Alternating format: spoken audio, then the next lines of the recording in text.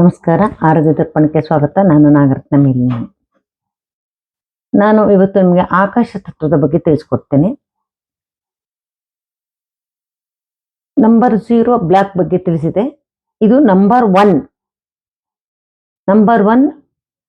ಆಕಾಶ ತತ್ವವನ್ನು ಪ್ರತಿನಿಧಿಸುತ್ತೆ. ಇದರ ಬಣ್ಣ ಯಾವುದು ಅಂತಂದ್ರೆ, ಆಕಾಶ ತತ್ವವನ್ನು ಜಾಸ್ತಿ ಮಾಡಲಿಕ್ಕೆ ಪರ್ಪಲ್ ಕಲರು, ಆಕಾಶ ತತ್ವವನ್ನು ಕಡಿಮೆ ಮಾಡಲಿಕ್ಕೆ ಡಾರ್ಕ್ ಬ್ಲೂ ಕಲರ್. ಇದು ನಮ್ಮ ದೇಹದಲ್ಲಿ ನಮ್ಮ ಶ್ವಾಸಕೋಶವನ್ನು ಪ್ರತಿನಿಧಿಸುತ್ತೆ. ಹೇಗೆ ಶ್ವಾಸಕೋಶ ನಮ್ಮ ದೇಹದಲ್ಲಿ ಶ್ವಾಸಕೋಶ ದೊಡ್ಡದಾದ ಅಂಗ, ಆಕಾಶ ಹೇಗೆ ತುಂಬಾ ದೊಡ್ಡದಾಗಿ ವಿಶಾಲವಾಗಿ ಇದೆಯೋ ಅದೇ ತರ ನಮ್ಮ ದೇಹದಲ್ಲಿ ಶ್ವಾಸಕೋಶ ತುಂಬಾ ದೊಡ್ಡದಾಗಿದೆ. ಆಕಾಶ ತತ್ವವನ್ನು ಪ್ರತಿನಿಧಿಸೋ ಅಂಗ ನಮ್ಮ ದೇಹದಲ್ಲಿ ಶ್ವಾಸಕೋಶ.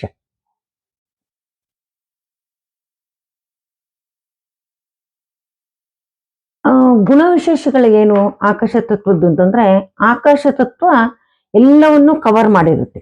ನೋಡಿ, ಭೂಮಿಯ ಸುತ್ತ ಕವರ್ ಮಾಡ್ಕೊಂಡಿದೆ. ಆ ಕವರ್ ರಕ್ಷಣೆಯನ್ನು ಕೊಡದೇ ಇದ್ರೆ ಅದು ನಾವೆಲ್ಲ ಹಾರಿ ಹೋಗ್ಬಿಡ್ತಿದ್ವೇನು. ಹಾಗೆ ನಮ್ಮ ದೇಹದೊಳಗೆ ಪ್ರತಿಯೊಂದು ಅಂಗಕ್ಕೂ ಒಂದು ರಕ್ಷಣಾ ವ್ಯವಸ್ಥೆಯನ್ನು ಕೊಡೋದು ಆಕಾಶ ತತ್ವ. ಈಗ ಹೊಟ್ಟೆಗೆ ಸ್ಟಮಕ್ಕಿಗೆ ಸುತ್ತ ಒಂದು ಕವರ್ ಇರುತ್ತೆ, ಅದಕ್ಕೆ ಮ್ಯೂಕಸ್ ಅಂತ ಹೇಳ್ತಾರೆ. ನಮ್ಮ ಹೃದಯದ ಸುತ್ತ ಒಂದು ಹೃದಯನ ರಕ್ಷಣೆ ಮಾಡ್ತಕ್ಕಂಥ ಒಂದು ಕವರ್ ಇರುತ್ತೆ, ಅದಕ್ಕೆ ಪೆರಿಕಾರ್ಡಿಯಂ ಅಂತ ಹೇಳ್ತಾರೆ. ಹಾಗೆ ನಮ್ಮ ಶ್ವಾಸಕೋಶವನ್ನ ರಕ್ಷಣೆ ಮಾಡ್ಲಿಕ್ಕೆ ಒಂದು ಕವರ್ ಇರುತ್ತೆ, ಅದಕ್ಕೆ ಫ್ಲೂರಾ ಅಂತ ಹೇಳ್ತಾರೆ. ಇದೇ ತರ ಎಲ್ಲಾ ಆರ್ಗನ್ ಅನ್ನು ಕೂಡ ಒಂದು ಕವರ್ ಅದನ್ನ ರಕ್ಷಣೆ ಮಾಡ್ತಾ ಇರುತ್ತೆ. ಹಾಗೆ ನಮ್ಮ ಇಡೀ ದೇಹವನ್ನು ಕೂಡ ಒಂದು ಆಕಾಶ ತತ್ವ ರಕ್ಷಣೆ ಮಾಡ್ತಾ ಇರುತ್ತೆ, ಅದಕ್ಕೆ ಆರ ಅಂತ ಹೇಳ್ತಾರೆ. ಎಲ್ಲಾ ಮನುಷ್ಯರಿಗೂ ಒಂದಷ್ಟು ದೂರದವರೆಗೆ ಅವ್ರದ್ದು ಆರ ಇರುತ್ತೆ. ಆ ಆರಕ್ಕೆ ಏನಾದ್ರು ಡ್ಯಾಮೇಜ್ ಆಯ್ತು ಅಂತಂದ್ರೆ, ಆ ಯಾವ ಇದ್ರಲ್ಲಿ ಆಯ್ತು ಅಂತಂದ್ರೆ ಆ ಅಂಗಗಳಲ್ಲಿ ನಮ್ಗೆ ತೊಂದರೆಗಳು ಉಂಟಾಗತ್ತೆ, ಸಮಸ್ಯೆಗಳಾಗತ್ತೆ. ತುಂಬಾ ಧ್ಯಾನವನ್ನ ಮಾಡ್ತಕ್ಕಂಥವರಿಗೆ ಈ ಆರ ತುಂಬಾ ದೂರದವರೆಗಿರುತ್ತೆ.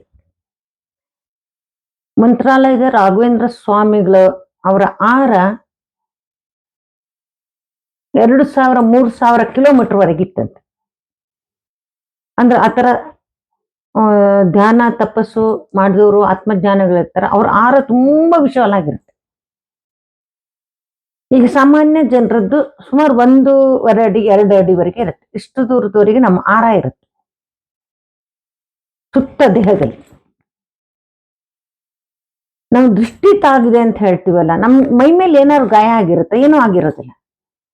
ಒಬ್ಬರ ಕಣ್ಣಿನ ಅಲ್ಲಿರ್ತಕ್ಕಂಥ ಅಗ್ನಿಯ ತತ್ವ ಈ ಆರದ ಮೇಲೆ ಬಿದ್ದಾಗ ಈ ಆರದಲ್ಲಿ ಡ್ಯಾಮೇಜ್ ಆಗುತ್ತೆ, ಆಗ ಅದು ನಮ್ಮ ದೇಹಕ್ಕೆ ತೊಂದರೆಯನ್ನು ಕೊಡುತ್ತೆ. ಎಲ್ಲವನ್ನೂ ರಕ್ಷಣೆ ಮಾಡ್ಕೊಳ್ತಕ್ಕಂಥದ್ದೇ ಆಕಾಶ ತತ್ವ. ನಮ್ಗೆ ರಕ್ಷಣೆ ಕೊಡ್ತಕ್ಕಂಥದ್ದು ಇಡೀ ಭೂಮಂಡಲಕ್ಕೆ, ಇಡೀ ಭೂಮಿಗೆ ರಕ್ಷಣೆಯನ್ನು ಕೊಡೋದು ಈ ಆಕಾಶ ತತ್ವ.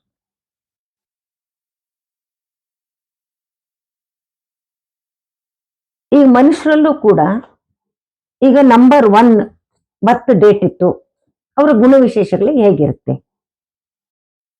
ಅವರ ಗುಣ ಸ್ವಭಾವಗಳು ಹೇಗಿರುತ್ತೆ. ನಂಬರ್ 1 ಬರ್ತ್ ಡೇಟ್ ಅಲ್ಲಿ ಒಂದು ಸಲ ಬಂದ್ರೆ ತುಂಬಾ ಒಳ್ಳೇದು. ಅವ್ರದ್ದು ಫುಲ್ ಟೋಟಲ್ ನಲ್ಲಿ ಒಂದು ಬಂದ್ರು ಆಯ್ತು, ಅಥವಾ 1ನೇ ತಾರೀಕು ಹುಟ್ಟಿದ್ರು ಆಯ್ತು, 1ನೇ ತಿಂಗಳಲ್ಲಿ ಹುಟ್ಟಿದ್ರು ಆಯ್ತು. ಡೇಟ್ ಆಫ್ ಬರ್ತ್ ನಲ್ಲಿ ಎಲ್ಲೇ ಆಗ್ಲಿ ನಂಬರ್ 1 ಅಂತ ಬಂದ್ರೆ ಅವರು ತುಂಬಾ ವಿಷಯವನ್ನ ಕಲಿತಾರೆ, ಅವ್ರ ಮನಸ್ಸು ವಿಶಾಲವಾಗಿರುತ್ತೆ, ಅವರು ಎಲ್ಲ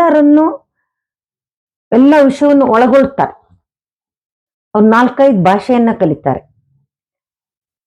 ಫಾರ್ ಎಕ್ಸಾಂಪಲ್ ಅಂತಂದ್ರೆ, ಅವ್ರು ಓದಿದ್ದು ಇಂಜಿನಿಯರಿಂಗ್ ಆಗ್ಲಿ, ಇಂಜಿನಿಯರಿಂಗ್ 4 ವರ್ಷ 5 ವರ್ಷ ಕೆಲಸ ಮಾಡಿರ್ಲಿ, ಅದು ಬಿಟ್ಟು ಬೇಕಿದ್ರೆ ನಾಳೆಂಗೆ ಅವರು ರಿಯಲ್ ಎಸ್ಟೇಟ್ ಬಿಸ್ನೆಸ್ ಬಂದ್ರೆ ಅವ್ರು ಇಂಜಿನಿಯರಿಂಗ್ ಆದವಳು ತುಂಬಾ ಚೆನ್ನಾಗಿ ವರ್ಕ್ ಮಾಡ್ತಾರೆ, ರಿಯಲ್ ಎಸ್ಟೇಟ್ ಬಿಸ್ನೆಸ್ ಬಂದು ಚೆನ್ನಾಗಿ ವರ್ಕ್ ಮಾಡ್ತಾರೆ. ಯಾವ ಕೆಲಸವನ್ನೇ ಆಗ್ಲಿ, ಅದಕ್ಕೆ ವಿರುದ್ಧವಾದ ಕೆಲಸವೇ ಆಗ್ಲಿ, ಯಾವ್ದು ಕೆಲಸವನ್ನೇ ಆಗ್ಲಿ ಅದನ್ನ ಮಾಡ್ತಾರೆ ಅವರು. ಅದು ನಂಬರ್ 1 ಬರ್ತ್ ಡೇಟ್ ಇರ್ತಕ್ಕಂಥವ್ರು ವಿಶೇಷ. ಎಲ್ಲವನ್ನೂ ಕವರ್ ಮಾಡ್ತಾರೆ. ಅವ್ರಿಗೆ ಹಲವಾರು ವಿಷಯಗಳಲ್ಲಿ ಪರಿಣತಿ ಇರುತ್ತೆ. ಅವ್ರು ಹಲವಾರು ಭಾಷೆಯನ್ನ ಕಲಿತಾರೆ.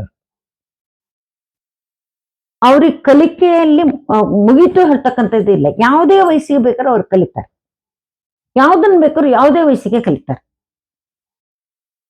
ನಂಬರ್ 1 ಬರ್ತ್ ಡೇಟ್ ಇರೋರು.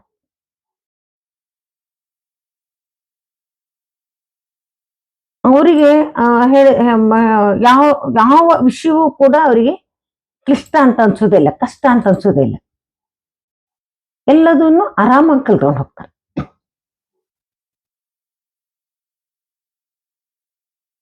ಇನ್ನೊಂದು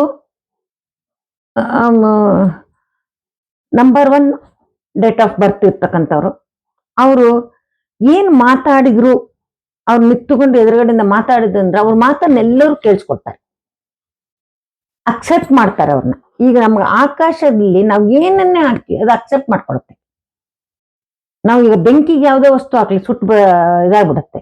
ನೀರಿಗೆ ಅದೊಂದು ವಸ್ತುನ ಹಾಕ್ಲಿ ಸ್ವಲ್ಪ ಕರಗಂತ ವಸ್ತು ಕರಗ್ ಹೋಗ್ಬಿಡುತ್ತೆ. ಭೂಮಿಗೆ ಹಾಕ್ಲಿ ಮಣ್ಣಾಗ್ಬಿಡುತ್ತೆ. ಆದ್ರೆ ಆಕಾಶ ಅದನ್ನೆಲ್ಲನೂ ಸ್ವೀಕರಿಸುತ್ತೆ. ಆಕಾಶದಲ್ಲಿರ್ತಕ್ಕಂಥ ವಸ್ತು, ನಾವಿರೋದು ಆಕಾಶದ, ನಾವಿರೋ ಸುತ್ತಮುತ್ತ ಆಕಾಶ ಇದೆ. ನಾವೆಲ್ಲ ವಸ್ತುಗಳು ಆಕಾಶದಲ್ಲೇ ಇರೋದು. ನಮ್ಮ ಮನೆ ಆಗ್ಲಿ, ನಮ್ಮ ಇಲ್ಲಿರ್ತಕ್ಕಂಥ ಒಂದು ಪುಸ್ತಕ ಆಗ್ಲಿ, ಒಂದು ಪೆನ್ ಆಗ್ಲಿ, ಇದೆಲ್ಲದೂ ಆಕಾಶದಲ್ಲೇ ಇರ್ತಕ್ಕಂಥದ್ದು. ಆಕಾಶದಲ್ಲಿ ಇರ್ತಕ್ಕಂಥ ಯಾವ ವಸ್ತು ಏನೂ ಆಗೋದಿಲ್ಲ, ಎಲ್ಲವನ್ನು ಅಕ್ಸೆಪ್ಟ್ ಮಾಡ್ಕೊಳ್ತಾರೆ. ಆಕಾಶ ತತ್ವ ಇರೋರು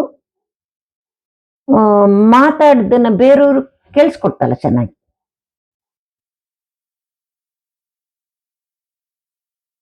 ಈ ರೀತಿ ಆಕಾಶ ತತ್ವದ ಗುಣ.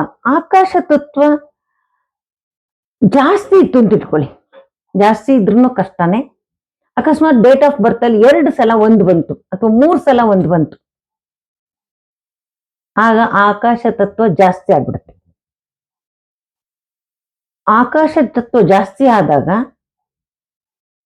ಅವ್ರೇನ್ ಮಾಡ್ತಾರೆ ಅಂತಂದ್ರೆ ಎಲ್ಲಾ ಕೆಲ್ಸಕ್ಕೂ ಹೋಗು ಅಂತ ಹೇಳ್ತಾರೆ. ಅವ್ರಿಗೆ ನೋವು ಹೇಳಲಿಕ್ಕೆ ಬರೋದಿಲ್ಲ, ಆದ್ರೆ ಆ ಕೆಲಸವನ್ನ ಅವ್ರಿಗೆ ಮಾಡ್ಲಿಕ್ಕೆ ಆಗೋದಿಲ್ಲ.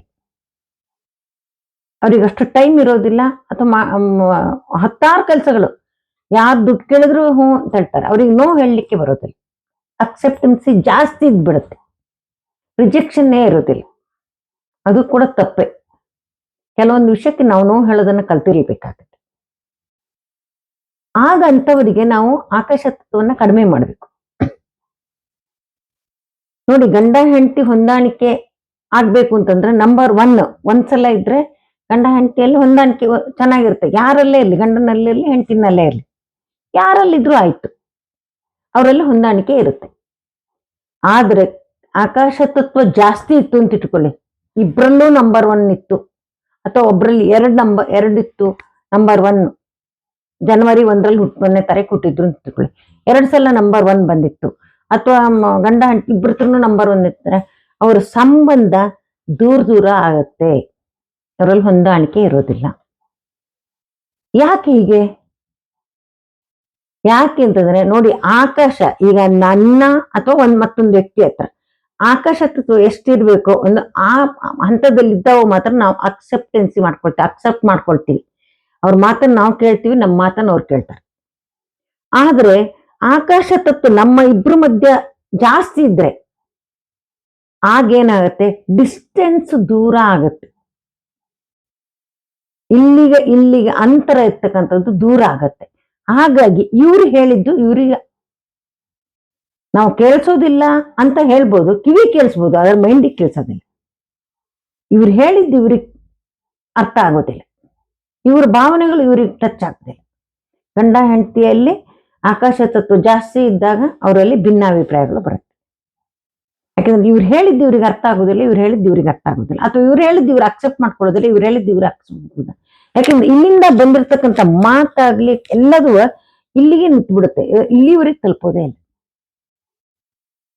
ಹಾಗಾಗಿ ಗಂಡ ಹೆಂಡತಿಯರಲ್ಲಿ ಆಕಾಶ ತತ್ವ ಜಾಸ್ತಿ ಇದ್ದಾಗಲೂ ಕೂಡ ಅವರಲ್ಲಿ ಭಿನ್ನಾಭಿಪ್ರಾಯಗಳು ದೂರ ಆಗ್ತಾರೆ. ಅವರು ಆಗ ಅವ್ರು ಡೈವರ್ಸ್ ತಗೊಳ್ತಾರೆ, ಬೇರೆ ಬೇರೆ ಬದುಕು ಮಾಡ್ಕೊಳ್ತೀನಿ ಅಂತ ಹೇಳ್ತಾರೆ, ಅಥವಾ ಅವ್ರ ಪಾಡಿಗೆ ಅವ್ರು ಇರ್ತಾರೆ, ಇವ್ರ ಪಾಡಿಗೆ ಇವ್ರು ಇರ್ತಾರೆ.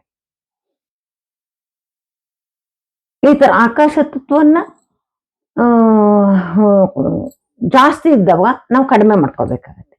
ಆಕಾಶ ತತ್ವ ಇನ್ನೆಲ್ಲಿ ನಮಗೂ ಒಂದು ಹೊಂದಾಣಿಕೆಯಲ್ಲಿ ಬರ್ತಂದ್ರೆ ಗಂಡ ಹೆಂಡತಿ, ಗಂಡು ಹೆಣ್ಣು ಮದುವೆಗೆ ಮಾತುಕತೆ ಆಡಕ್ ಹೋಗ್ತೀವಿ ಅಂತ ಇಟ್ಕೊಳ್ಳಿ. ಆಗ ನೀವು ನಂಬರ್ 1 ಅಂತ ಬರ್ಕೊಂಡು ಹೋದ್ರೆ ನಿಮ್ಗೆ ಮಾತುಕತೆ ಚೆನ್ನಾಗಾಗುತ್ತೆ. ಯಾಕಂದ್ರೆ ನೀವು ಹೇಳಿದನ್ನು ಅವ್ರು ಕೇಳಿಸ್ಕೊಳ್ತಾರೆ, ಅಥವಾ ಅವ್ರು ಹೇಳಿದನ್ನು ನೀವು ಸರಿ ಕೇಳಿಸ್ಕೊಳ್ತೀರಿ. ನಂಬರ್ 1 ವರ್ಕ್ ಮಾಡುತ್ತೆ, ನಂಬರ್ 4 ಕೂಡ ವರ್ಕ್ ಮಾಡುತ್ತೆ. ನಂಬರ್ 4 ಗ್ರೀನ್ ಕಲರು ಅಥವಾ ನಂಬರ್ 1 ಪರ್ಪಲ್ ಕಲರ್. ಗಂಡಿಗೆ ಹೆಣ್ಣನ್ನು ಹುಡುಕೋದು ಅಥವಾ ಹೆಣ್ಣಿಗೆ ಗಂಡು ಹುಡುಕೋದು, ಒಂದೊಂದು ಹುಡುಕ ಅಂತ ಸಂದರ್ಭಗಳಲ್ಲೂ ಕೂಡ ನಮ್ಗೆಲ್ಲೂ ಗಂಡು ಸಿಗ್ತಾ ಇಲ್ಲ, ನಮ್ಗೆಲ್ಲೂ ಹೆಣ್ಣು ಸಿಗ್ತಾ ಇಲ್ಲ ಅಂತ ಸಂದರ್ಭಗಳು ಕೂಡ ನೀವು ಮೊಬೈಲ್ನಲ್ಲಿ ನಂಬರ್ 1 ಪರ್ಪಲ್ ಕಲರ್ ಹಾಕೊಂಡ್ರೆ ನಿಮ್ಗೆ ಬೇಗ ಗಂಡು ಅಥವಾ ಹೆಣ್ಣು ಸಿಗುತ್ತೆ. ಯಾಕೆ ಹೀಗೆ ಅಂತಂದ್ರೆ, ಆಕಾಶ ತತ್ವ ಅಂದ್ರೆ ಎಲ್ಲ ಕಡೆಗೂ ಪಸರಿಸೋದು, ಹರಡೋದು. ಈಗ ನೀ ಒಂದು ವರ ಇದ್ದಾನೆ ಅಥವಾ ಈಗ ಒಂದು ಹುಡುಗಿ ಇದ್ದಾಳೆ ಮದುವೆಗೆ ಅಂತ ಎಲ್ಲ ಕಡೆಗೂ ವಿಷಯ ತಿಳಿಯುತ್ತೆ. ಹಾಗಾಗಿ ನಿಮ್ಗೆ ಬೇಗ ಗಂಡು ಅಥವಾ ಹೆಣ್ಣು ಸಿಗುತ್ತೆ. ಈ ಕೆಲ್ಸಕ್ಕೆ ಟ್ರೈ ಮಾಡ್ತಾ ಇರೋರು ಕೂಡ ನಂಬರ್ 1 ಪರ್ಪಲ್ ಕಲರ್ ಹಾಕೊಂಡು ಕೆಲ್ಸಕ್ಕೆ ಟ್ರೈ ಮಾಡಿದಾಗ ಅವ್ರಿಗೆ ಬೇಗ ಕೆಲಸ ಸಿಗುತ್ತೆ. ಇಂಟರ್ವ್ಯೂಗೆ ಹೋದಾಗಲೂ ಕೂಡ ನಂಬರ್ 1 ಪರ್ಪಲ್ ಹಾಕೊಂಡು ಹೋಗ್ಬೋದು. ಸರ್ಕಾರಿ ಕೆಲಸಗಳು ಯಾವ್ದಾದ್ರು ಆಗ್ಬೇಕು ಅಂತಿದ್ರೆ ಅವುಗಳು ಕೂಡ ನಂಬರ್ 1 ಹಾಕೊಂಡು ಹೋಗ್ಬೋದು. ಈ ರೀತಿ ಆಕಾಶ ತತ್ವ ಒಂದು ಸಮ ಪ್ರಮಾಣದಲ್ಲಿ ಇರ್ಬೇಕು. ಅದು ಜಾಸ್ತಿನೂ ಆಗ್ಬಾರ್ದು, ಕಡಿಮೆನೂ ಆಗ್ಬಾರ್ದು. ಅಕಸ್ಮಾತ್ ಕಡಿಮೆ ಇತ್ತು ಅಂದ್ರೆ ಜಾಸ್ತಿ ಮಾಡ್ಲಿಕ್ಕೆ ಪರ್ಪಲ್ ಕಲರ್ನ ಉಪಯೋಗಿಸ್ಬೇಕು. ಪರ್ಪಲ್ ಕಲರ್ ಮತ್ತು ನಂಬರ್ 1 ಆಕಾಶ ತತ್ವವನ್ನು ಪ್ರತಿನಿಧಿಸೋದು.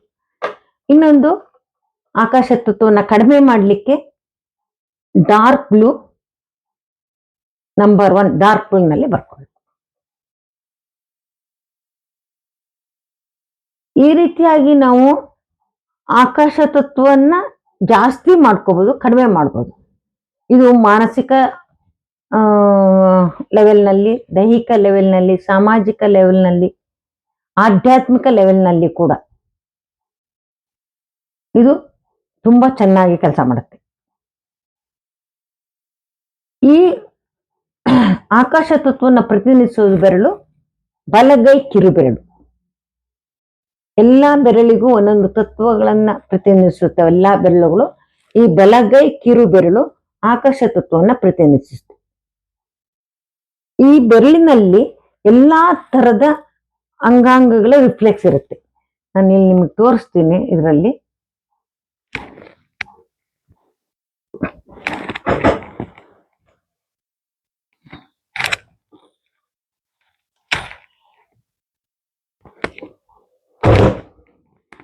ನೋಡಿ,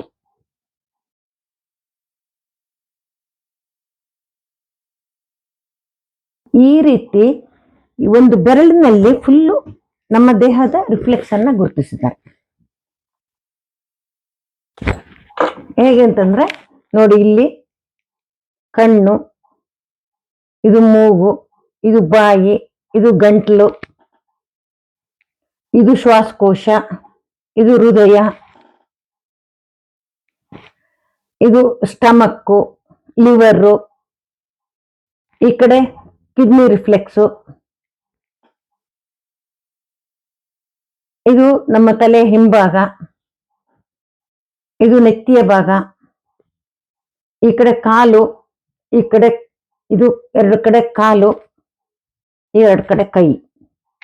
ಈ ರೀತಿಯಾಗಿ ನಮ್ಮ ದೇಹದಲ್ಲಿ ಎಲ್ಲಾ ಅಂಗಾಂಗಗಳನ್ನು ಒಂದೇ ಬೆರಳಿನಲ್ಲಿ ನಾವು ಹೀಗೆ ಕೈನಲ್ಲಿ ಹೇಗೆ ಪ್ರತಿಯೊಂದು ಅಂಗಾಂಗಗಳನ್ನು ಗುರುತಿಸಿದೀವೋ ಸುಜೋಕೋ ಇದನ್ನು ಕೂಡ ಹೀಗೆ ಮಾಡಿ.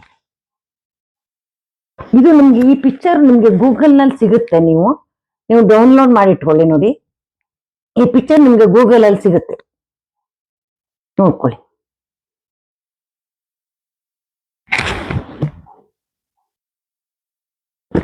ನಮ್ಮ ಅಂಗಾಂಗಗಳಲ್ಲಿ ಯಾವ್ಯಾವ ಅಂಗಾಂಗಗಳಲ್ಲಿ ಆಕಾಶ ತತ್ವ ಜಾಸ್ತಿ ಆದಾಗ ಏನಾಗುತ್ತೆ, ಕಡಿಮೆ ಆದಾಗ ಏನಾಗುತ್ತೆ, ಯಾವ್ಯಾವ ತರ ರೋಗ ಲಕ್ಷಣಗಳು ಇದ್ದಾಗ ನಾವು ಆಕಾಶ ತತ್ವವನ್ನ ಜಾಸ್ತಿ ಮಾಡ್ಬೇಕು, ಆ ಅಂಗಗಳಲ್ಲಿ ಯಾವ್ಯಾವ ತರ ರೋಗ ಲಕ್ಷಣಗಳು ಇದ್ದಾಗ ಆಕಾಶ ತತ್ವವನ್ನು ಕಡಿಮೆ ಮಾಡ್ಬೇಕು. ಇವುಗಳನ್ನು ನಾನು ಮುಂದಿನ ವಿಡಿಯೋದಲ್ಲಿ ನಿಮ್ಗೆ ಒಂದೊಂದಾಗಿ ತಿಳಿಸ್ತಾ ಹೋಗ್ತೀನಿ.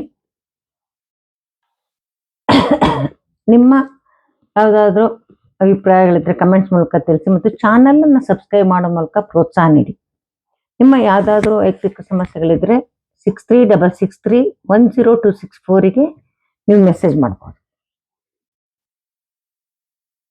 ನಾನೀಗ ನೆಕ್ಸ್ಟ್ ಮಾಡ್ತಕ್ಕಂಥ ಎಲ್ಲ ವಿಡಿಯೋಗಳಲ್ಲಿ ನಿಮಗೆ ಆಕಾಶ ತತ್ವವನ್ನು ಜಾಸ್ತಿ ಮಾಡುವುದು ಮತ್ತು ಆಕಾಶ ತತ್ವವನ್ನು ಕಡಿಮೆ ಮಾಡುವುದು, ಎಲ್ಲಿ ಹೇಗೆ ಯಾಕೆ ಮಾಡಬೇಕು, ಯಾವ್ಯಾವ ರೋಗಕ್ಕೆ, ಯಾವ್ಯಾವ ಮಾನಸಿಕ ಸಮಸ್ಯೆಗಳಿಗೆ, ಯಾವ್ಯಾವ ಕೌಟುಂಬಿಕ ಸಮಸ್ಯೆಗಳಿಗೆ ನಾವು ಆಕಾಶ ತತ್ವವನ್ನು ಜಾಸ್ತಿ ಮಾಡಬೇಕು ಅಥವಾ ಕಡಿಮೆ ಮಾಡಬೇಕು, ಇದನ್ನು ನಾನು ನಿಮ್ಗೆ ತಿಳಿಸ್ತಾ ಹೋಗ್ತೀನಿ. ಚಾನಲನ್ನು ಸಬ್ಸ್ಕ್ರೈಬ್ ಮಾಡಿ ಪ್ರೋತ್ಸಾಹ ನೀಡಿ. ನಮಸ್ಕಾರ.